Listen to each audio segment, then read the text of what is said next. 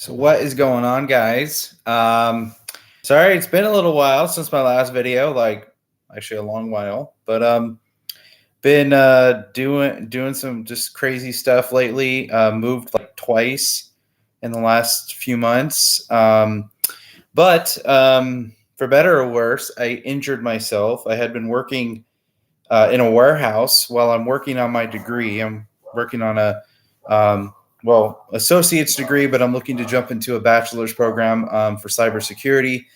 And so I decided, well, since I'm kind of like using my brain a lot for school, I'm going to do something like completely brainless, basically, for work, not use my brain for once for my job, because I've always done like desktop support type jobs. So, anywho, this kind of changed things, knocked me on my ass, basically.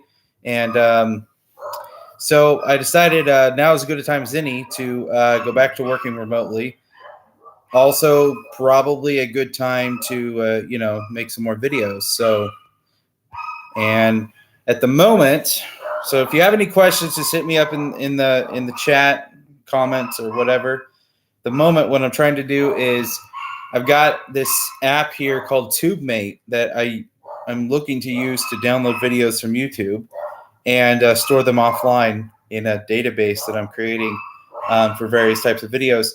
But the problem is it has all these weird permissions, like accessing my location at all times. And I'm thinking, well, why the heck would an app that I use to download freaking videos need permission to access my location, to make phone calls, and do weird stuff like that? So, and a lot of apps, this isn't just this app, but a lot of apps really request permissions that aren't necessary and that are very suspicious, frankly, to me at least.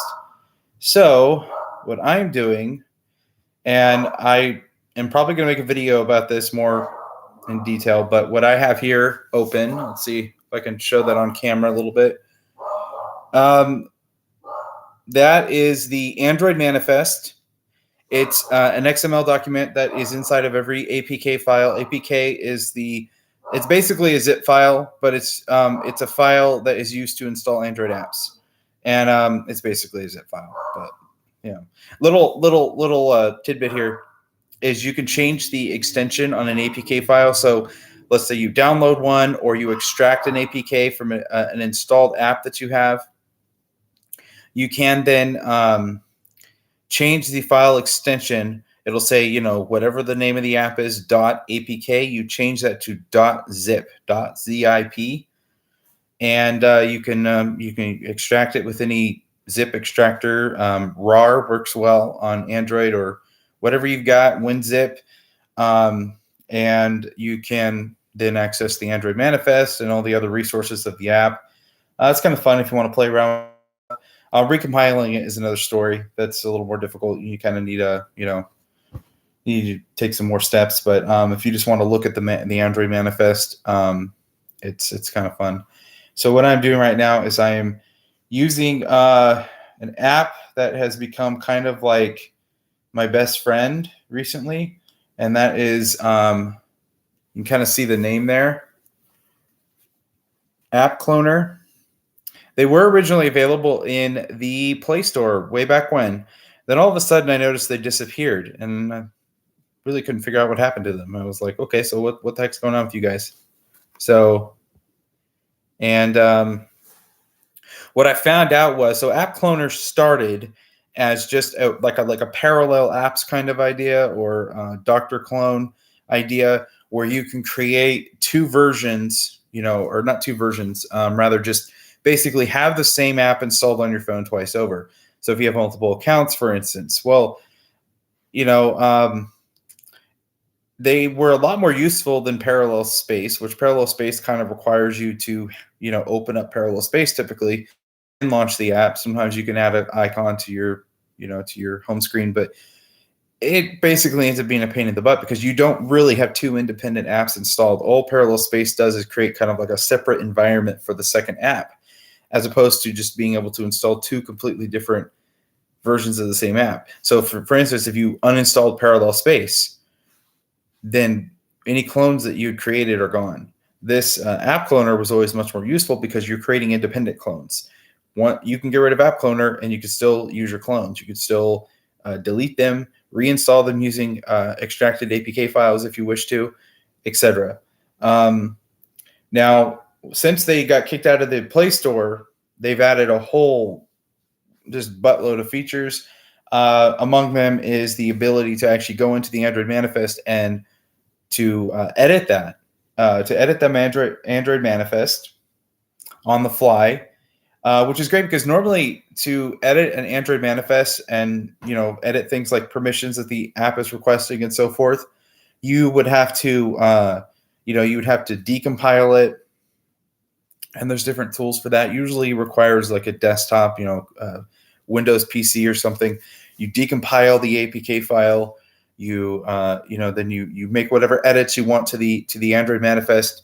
Then you put it all back together, and then you hope and pray it works. Which a lot of times it wouldn't because different security certificates and just different reasons it would not work. And I've tried it. So, and in this case, they made it a whole lot easier, and so far it seems to work quite well. And if you're interested in App Cloner, you can just wait. Hold on. Actually, what the heck is their website? Now I don't seem to remember. Let me find their website. It might just be appcloner.com, but I don't think so.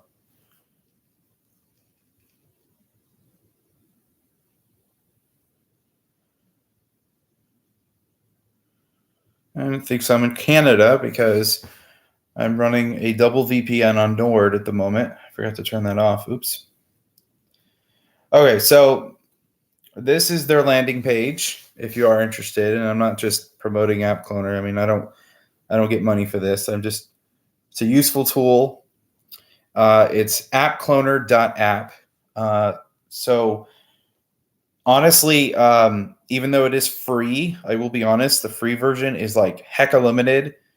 So you're probably going to end up at least doing, let's see, let me see there's different modules you can pay for, luckily. So you don't have to pay one big price for everything at once. Let me just see if I can swing over and see what I've paid for. All right. So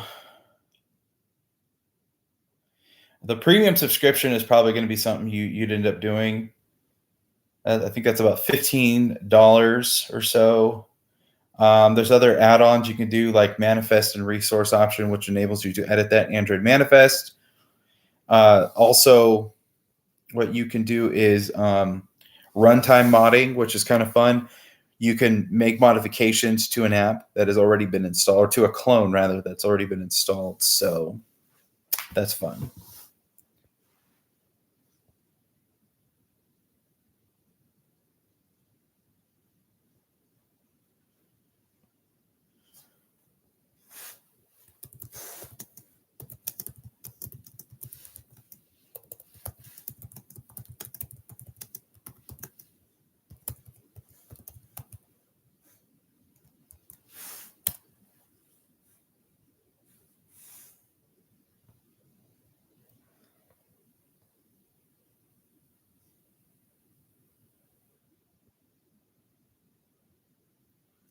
And just a moment, I'm actually going to share this live stream to my Facebook page while I'm sitting here.